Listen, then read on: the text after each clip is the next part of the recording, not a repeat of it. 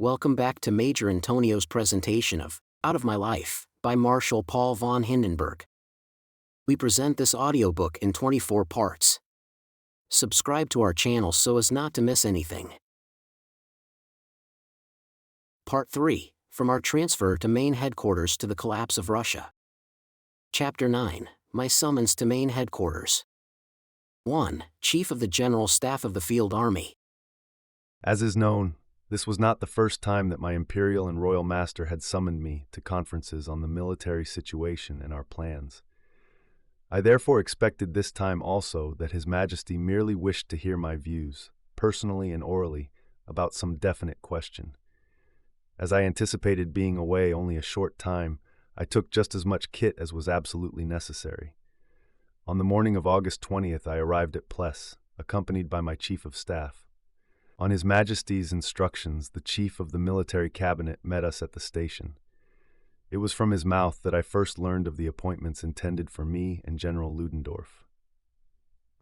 In front of the castle at Pless, I found my all-highest warlord awaiting the arrival of Her Majesty the Empress, who had come from Berlin and reached Pless shortly after I had. The Emperor immediately greeted me as Chief of the General Staff of the Field Army and General Ludendorff as my first Quartermaster General.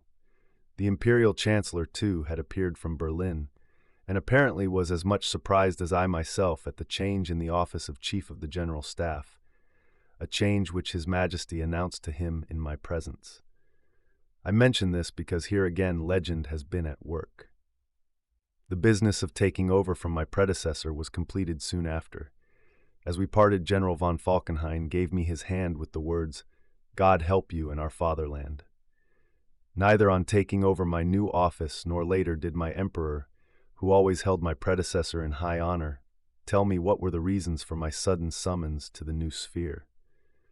I never had the inclination, and then had not the time to make inquiries for purely historical reasons. But the decision was unquestionably one of hours and not of days. 2. The military situation at the end of August, 1916. The military situation which gave rise to the change in our high command was much as follows, judging by my first impressions. The situation on the Western Front was not without anxiety. Verdun had not fallen into our hands, and the hope of wearing down the French army in the mighty arc of fire which we had drawn round the northern and northeastern fronts of the fortress had not been realized. The prospects of a success for our offensive at that point had become more uninviting, but the enterprise had not yet been abandoned. On the Somme, the struggle had now been raging nearly 2 months. There we passed from one crisis to another. Our lines were permanently in a condition of the highest tension. In the east, the Russian offensive in the southeastern part of the Carpathians was sweeping up to their very crests. After our previous experiences, it was doubtful whether this last protecting wall of Hungary could be held against the new attack with the forces now available. Moreover, the situation was extremely critical in the foothills of the northwestern Carpathians. It is true that the Russian attacks at this point had died down somewhat, but it was too much to hope that this pause could continue for any considerable length of time. In view of the collapse on the Galician front, the Austro-Hungarian offensive in the southern Tyrol had to be abandoned. The Italians, in reply, had themselves passed to the offensive on the Isonzo front. These battles made a very heavy drain on the Austro-Hungarian armies, which were fighting against great superiority and under the most difficult circumstances, in a manner worthy of the highest praise. Lastly, the position in the Balkans at this moment was of importance to the whole situation and the emergencies of the times. The offensive on which, at our suggestion, the Bulgarians had embarked against Serail in Macedonia had to be broken off after gaining preliminary successes. The political objective which was associated with this offensive, to keep Romania from entering the war, had not been reached. At the moment, the initiative was everywhere in the hands of our enemies. It was to be anticipated that they would put forth their whole strength to keep up their pressure upon us. The prospects of a possibly speedy and victorious conclusion to the war must have inspired our adversaries on all fronts to exert the greatest efforts and endure the heaviest sacrifices. All of them certainly put in their last ounce to give the coup de grace to the Central Powers, while Romania blew a triumphant blast. The German and Austro-Hungarian armies had few uncommitted and available reserves at the moment. For the time being, there was nothing but weak posts, largely customs and revenue police, on the Transylvanian frontier, which was immediately threatened. A certain number of exhausted Austro-Hungarian divisions, partly composed of remnants no longer fit to fight, were quartered in the interior of Transylvania. The new formations, which were in course of completion, were not strong enough to be regarded as capable of a serious resistance to a Romanian invasion of the country. In this respect, the situation on the southern bank of the Danube was more favorable to us. A new army, composed of Bulgarian, Turkish, and German units, was being concentrated on the Bulgarian side of the Dobruja frontier and farther up the Danube. It had about 7 divisions of very different strengths. Such were, generally speaking, all the forces we had available for the moment at the most sensitive of all the sensitive spots of our European theater, the Romanian frontier. The other troops we needed had to be taken from other battlefronts, from exhausted units which required rest, or obtained by forming new divisions. But it was just in this last respect that our situation was unfavorable, as was that of our allies. The situation as regards drafts threatened to become critical in view of the perpetual and indeed increasing tension. Further, the consumption of ammunition and material in the long and immense battles on all fronts had become so enormous that the danger that our operations might be paralyzed from this cause alone was not excluded. I shall return to the situation in Turkey later. 3. The political situation. My first impressions of the political situation at this time need a short description, as well as those of the military position. I will take that of my own fatherland first. When the conduct of operations was entrusted to me, I regarded the country's moral as serious, though it had not collapsed. There was no doubt that people at home had been bitterly disappointed by the military events of the last few months. Moreover, the privations of daily life had materially increased. The middle classes in particular were suffering very severely from the economic situation, which affected them exceptionally intensely. Food had become very scarce, and the prospects of the harvest were only moderate. In these circumstances, Romania's declaration of war meant a further burden on the country's resolution. Yet our fatherland was even now apparently quite prepared to hold out. Of course, it was impossible to say how long and how strongly this resolution would be maintained. In this respect, the course of military events in the immediate future would be decisive. As regards the relations of Germany to her allies, the propagandist declarations of the enemy press had it that Germany exercised unlimited domination. It was said that we held Austria-Hungary, Bulgaria, and Turkey by the throat, so to speak, ready to strangle them if they did not do exactly what we wished. Yet there could not be a greater perversion of the truth than this assertion. I am convinced that nothing showed the weakness of Germany, in comparison with England, more clearly than the difference between the political grip each of them had on their allies. For instance, if official Italy had ever dared to show an open inclination for peace without British permission, England would have been in a position at any time to compel this ally to continue the policy she had previously pursued simply through fear of starvation. Equally strong and absolutely domineering was England's attitude to France. In this respect, indeed, only Russia was more independent. But here again, the political independence of the Tsar's empire was limited by its economic and financial dependence on England. How much more unfavorable was Germany's position from this point of view? What political, economic, or military weapons had we in our hands with which to repress any inclination on the part of any of our allies to drop out? The moment these states no longer felt themselves chained to us of their own free wills, or by the menace of certain destruction, we had no power to keep them at our side. I do not hesitate to bring forward these incontestable facts as a special weakness of our whole situation. Now to our allies in detail. The domestic circumstances of Austria-Hungary had changed for the worse during the summer of 1916. A few weeks before our arrival in Pless, the political leaders there had made no secret to our government of the fact that the Danube monarchy could not stand any further burdens in the way of military and political failures. The disappointment at the failure of the offensive against Italy, which had been accompanied by far too many promises, had been very profound. The speedy collapse of the resistance on the frontiers of Galicia and Volhynia had produced a feeling of uneasy pessimism in the great mass of the Austro-Hungarian people, and this found an echo in the representative assembly. Leading circles in Austria-Hungary were undoubtedly under the influence of this mood. Of course, it was not the first time that pessimistic views from that quarter had found their way to us. They had too little confidence in themselves. As they did not know how to concentrate their resources, they misjudged even the extent of those resources. In saying this, I am not ignoring the fact that the political difficulties of the dual monarchy were far greater than those of our unified German fatherland. The food situation, too, was serious.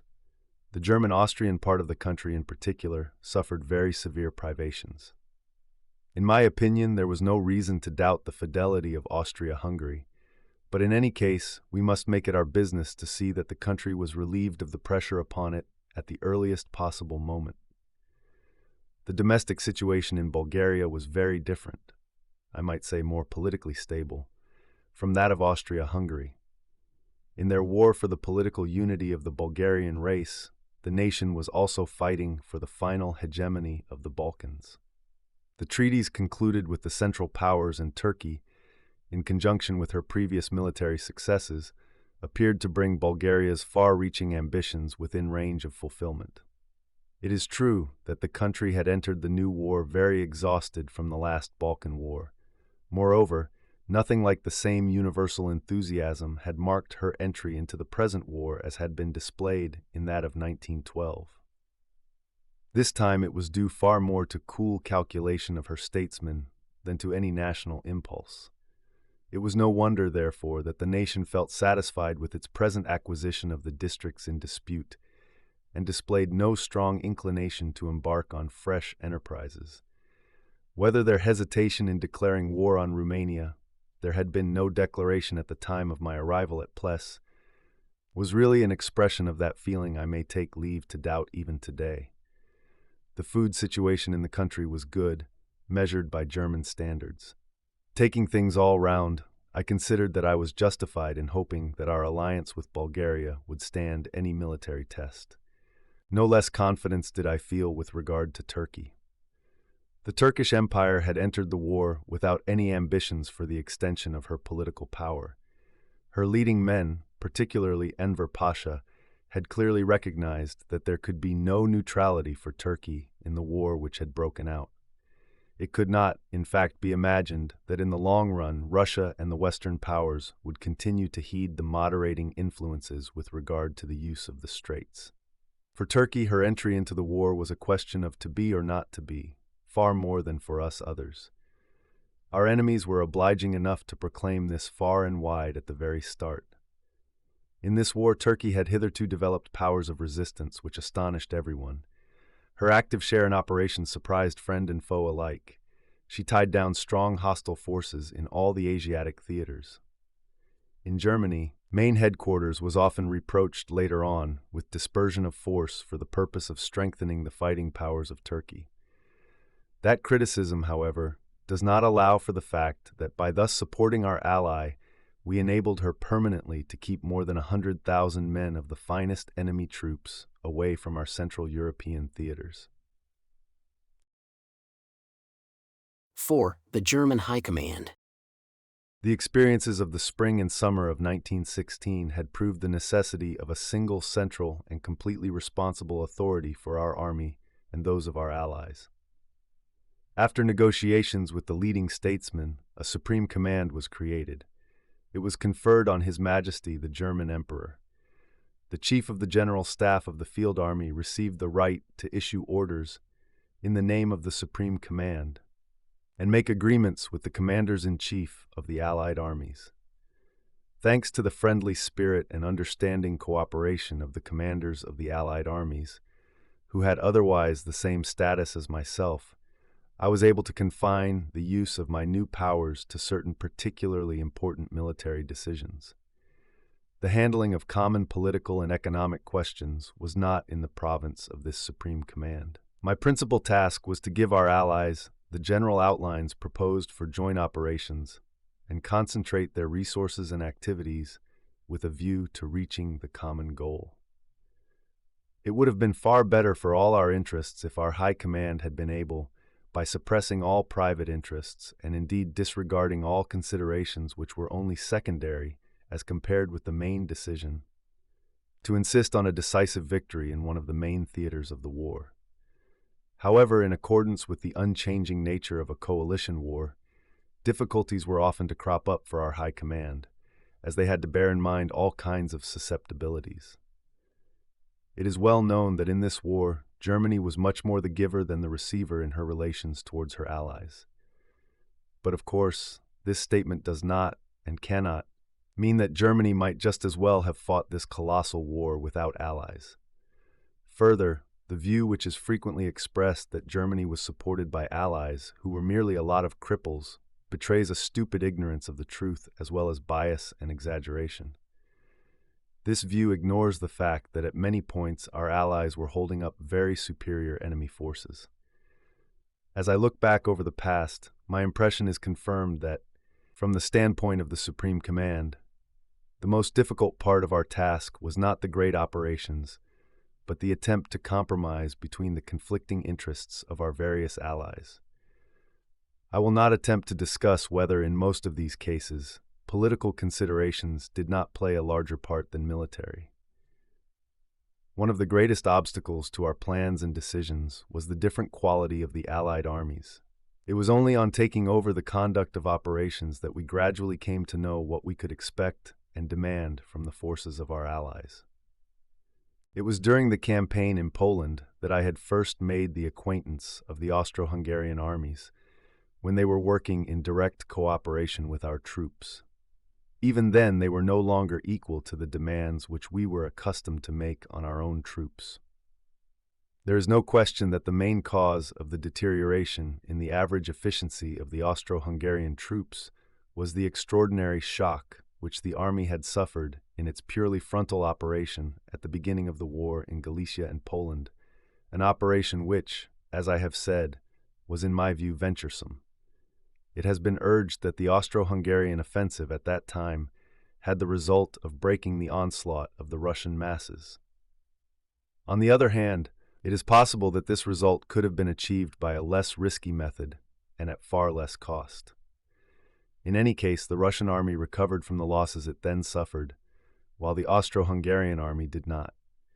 Indeed, they converted the bold and enterprising spirit of Austria-Hungary into a lasting fear of the Russian masses.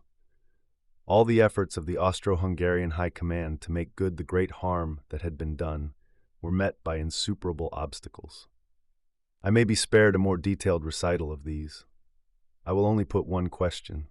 How could any human agency have succeeded in breathing a fresh and revivifying impulse of common national resolution into the mixed nationalities of the dual monarchy after the first flower of determination, enthusiasm, and self-confidence had been blighted? In particular, how was the officer corps which had suffered so heavily in the first invasion to be brought to its old level again? Let us not forget that Austria-Hungary never had the moral forces at her disposal on which Germany was able to draw so often and so long. It is quite an error to suppose that the whole Austrian army was affected at all points and to the same degree by the progressive deterioration of the troops. The Danube monarchy had excellent units at its disposal right up to the end. It is true that in many quarters there was a strong leaning to unjustified pessimism in critical situations. In particular, the higher Austro-Hungarian commanders were subject to this weakness. This alone could explain the fact that even after splendid achievements in attack, the determination of our allies suddenly collapsed and indeed gave place to the reverse. The natural result of the phenomena on which I have touched was that an element of great uncertainty was introduced into the calculations of our Supreme Command. We were never certain that some sudden collapse of part of the forces of our allies would not face us unexpectedly with a quite new situation. and so throw out all our plans. The troops of every army have their weak moments, for these are part of human nature itself. The general must allow for them as for a given factor, the dimensions of which it is impossible to ascertain. With really good troops, such moments are usually quickly overcome, and even in the greatest collapses at least a nucleus of determination and spirit generally survives. But woe betide if this last nucleus too gives way. Disaster, rank disaster, overtakes not only the troops immediately affected, but also those tougher units on their wings or sandwiched in among them. The latter are caught by the catastrophe in flank and rear, and often suffer a worse fate than the poorer troops. This was frequently the tragic end of troops of ours, which were sent to stiffen up the Austro-Hungarian front. Was it any wonder that, owing to this cause, the opinion of our troops about their Austro-Hungarian comrades was not always confident and complimentary? Taking it all round, however, we must not underestimate the achievements of Austria-Hungary in this mighty contest, and give way to those bitter feelings which have many a time been the result of disappointed hopes. The Danube monarchy remained a loyal ally to us. We have passed through wonderful times together, and will take care not to drift apart, in spirit, in our common misfortune. The internal framework of the Bulgarian army was quite different from that of the Austro-Hungarian. It was self-contained from the national point of view. Until the autumn of 1916, the Bulgarian army had suffered relatively little in the Great War. However, in estimating its value, we could not forget that quite a short time before it had been engaged in another murderous war, in which the flower of the officer corps, and indeed, the whole of the educated classes of the country, had been destroyed. The reconstruction of the army was quite as difficult in Bulgaria as in Austria-Hungary. Moreover, the condition of the Balkan countries, virtually still primitive, hindered the introduction and employment of many means that are absolutely necessary both for fighting and transport in modern war. This made itself felt all the more as on the Macedonian front we were faced by first-class French and English troops.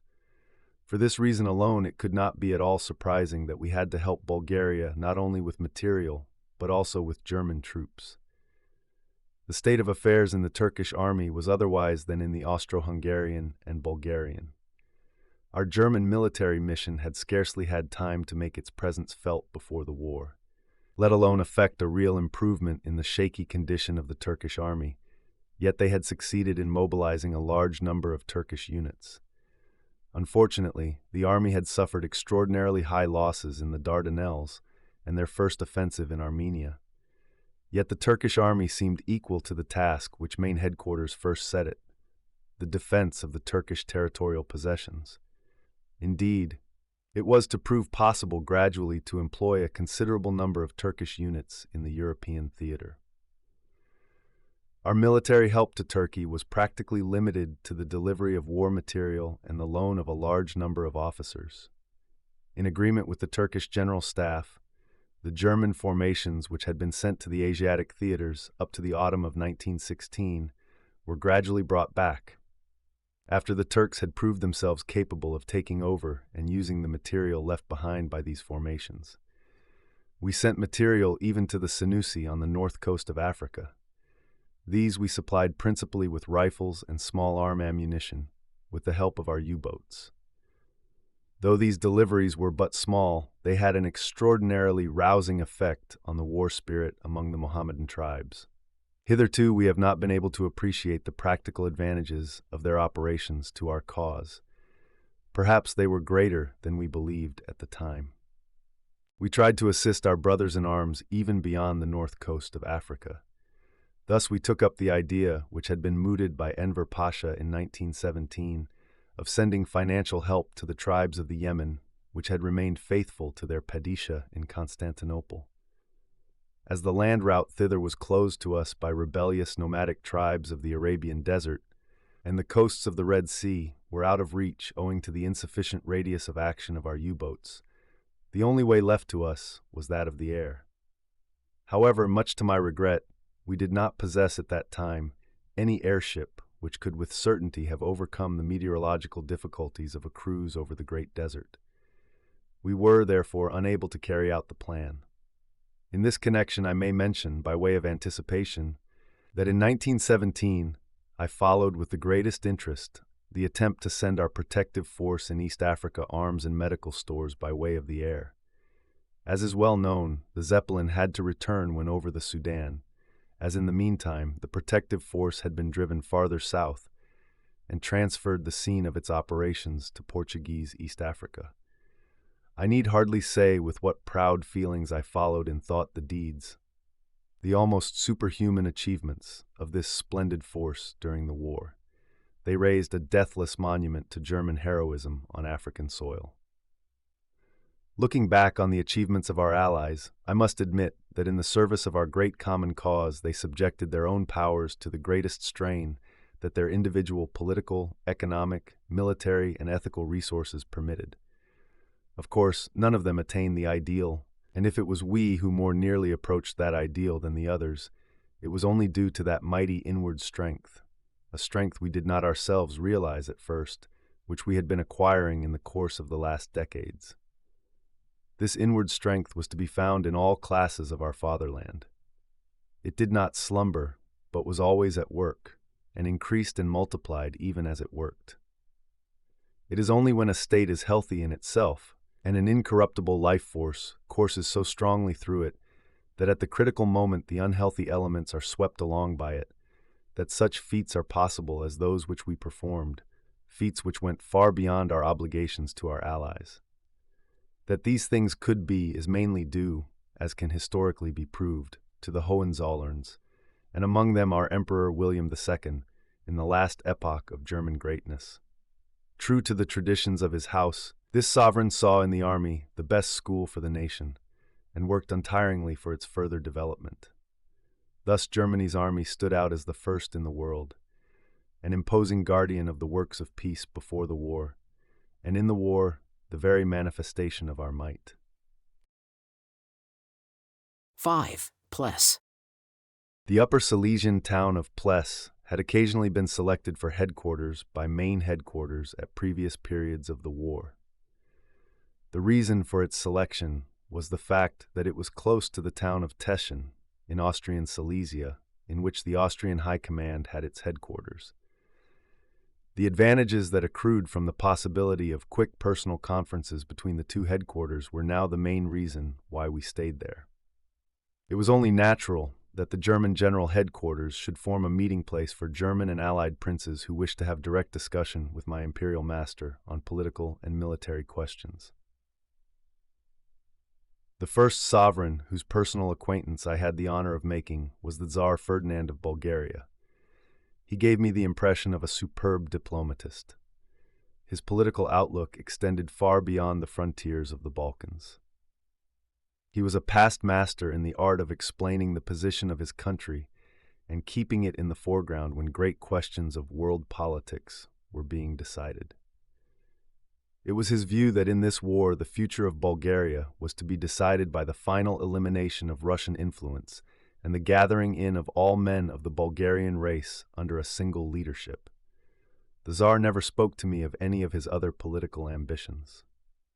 I was particularly struck by the way in which the Bulgarian sovereign conducted the political education of his eldest son. The Crown Prince Boris was to a certain extent the private secretary of his royal father, and seemed to me to be initiated into the most secret political intentions of the Tsar.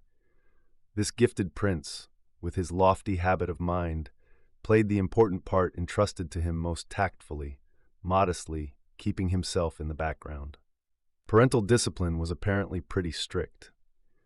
To all intents and purposes, the Tsar conducted the foreign policy of his country in person. I am not able to say how far he also controlled the complicated internal affairs of the state. I believe, however, that he knew how to make his will felt in the parliamentary anarchy of Bulgaria, which frequently distracted the country. It may be also that he did this by autocratic methods. His task in that respect was no doubt very difficult. Like all the Balkan nations, the Bulgarians had stepped out of servitude into complete political freedom. They had not, therefore, had the training and hard work which accompany the slow transition from one stage to the other. I am afraid that these nationalities, often the possessors of such splendid natural endowments, have still many decades to suffer from the consequences of not having experienced that educative interregnum. However that may be, the Bulgarian king was at that time one of the most distinguished statesmen. He always proved himself a faithful ally to us. It was while we were in residence at Pless that the Emperor Francis Joseph died. Both for the Danube monarchy and ourselves, his death was a loss, the full and impressive import of which was only to be appreciated later. There was no doubt that with his death, the ideal bond of union between the various nationalities of the dual monarchy was lost. With the venerable white-haired emperor, a large part of the national conscience of the conglomerate empire sank forever into the grave. The difficulties with which the young emperor was faced were not to be compared, from the point of view of numbers and complication, with those attending a change of throne in an empire composed of one nationality only. The new sovereign tried to make good the loss of the moral cement which the Emperor Francis Joseph's death involved by making concessions to the various nationalities. Even in dealing with elements which were intent on the destruction of the state, he believed in the moral effects of political toleration. The method was a total failure. These elements had long made their pact with our common enemies and were far from anxious to break off relations with them. The impressions I had gained of General Conrad von Hotzendorf as soldier and commander were confirmed in the frequent and active personal intercourse with him which our residence in Pless involved.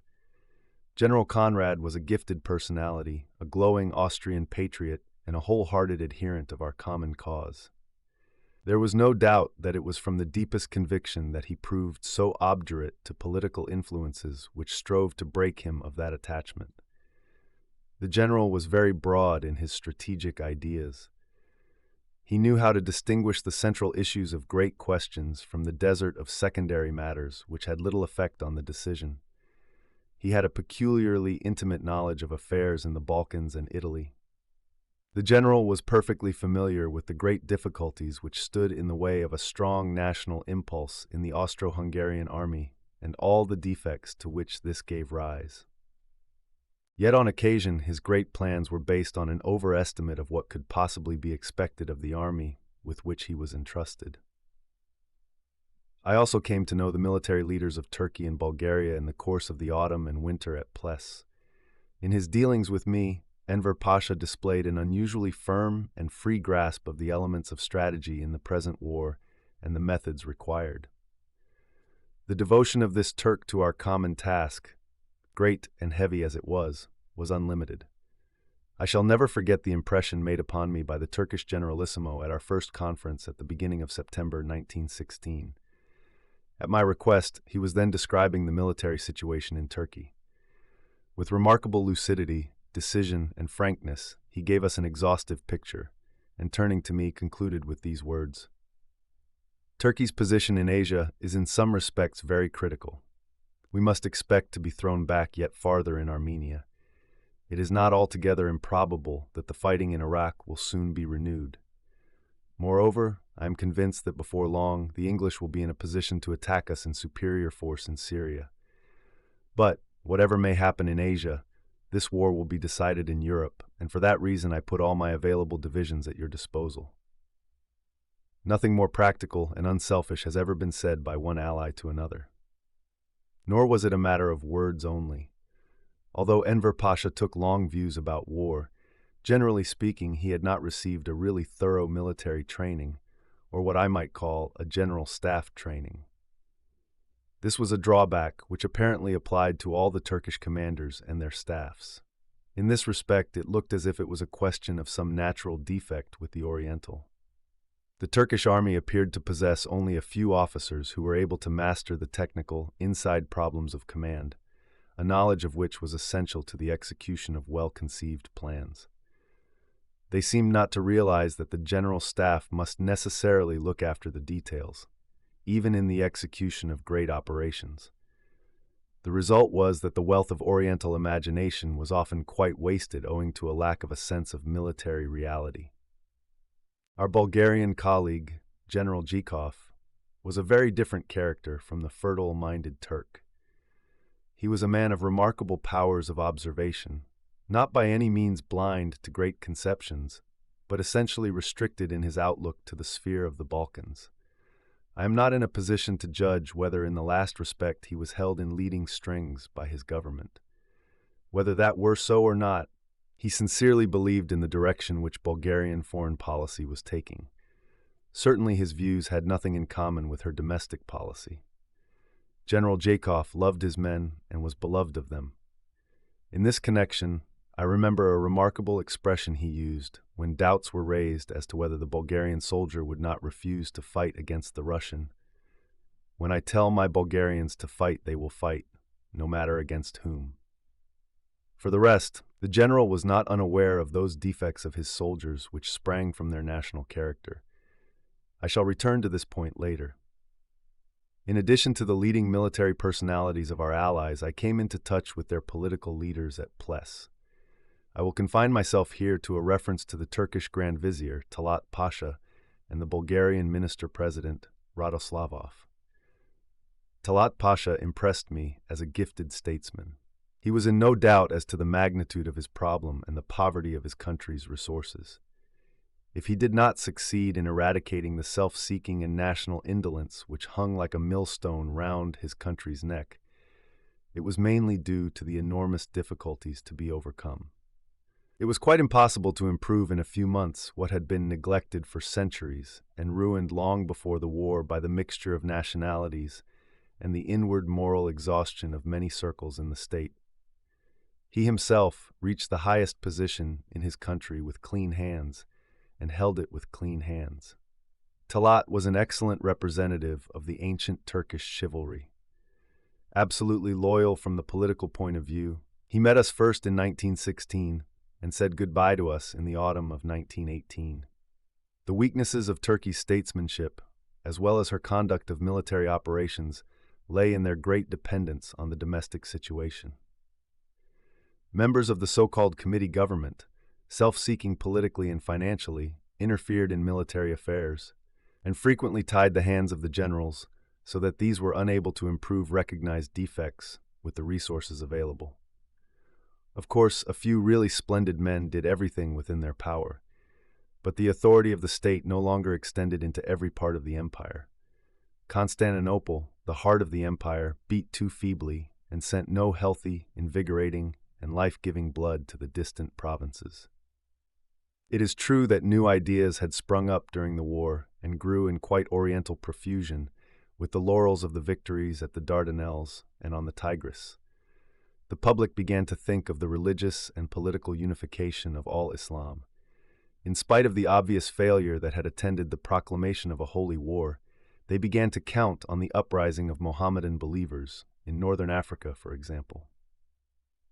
The course of events was to show that these examples of religious fanaticism were only the effect of local peculiarities, and that the hope that they would extend to the distant areas of Central Asia was an illusion. Not merely an illusion, but a fatal military peril. The Bulgarian Radoslavoff was more earthly in his political thought than the Turkish statesman with his large views. I venture to doubt whether Radoslavoff ever really appreciated in all its greatness the audacity of the step which brought Bulgaria to our side in 1915. I ought perhaps to say the greatness with which the Tsar endowed it. In his foreign policy, Radoslavoff was always absolutely loyal to us. The wild fury of Bulgarian domestic party controversy did not cease, even during the Great War, and was also widespread in the army. Russophile sentiments were a cause of dissension, but the contest between political parties went on among the troops and their leaders also. For this, Radoslavoff was partly responsible. This concludes today's reading of Out of My Life, by Marshal Paul von Hindenburg. Join us also the day after tomorrow for the subsequent chapter, or download the entire audiobook from our webshop at Intonio.net. Thank you for listening, and so long.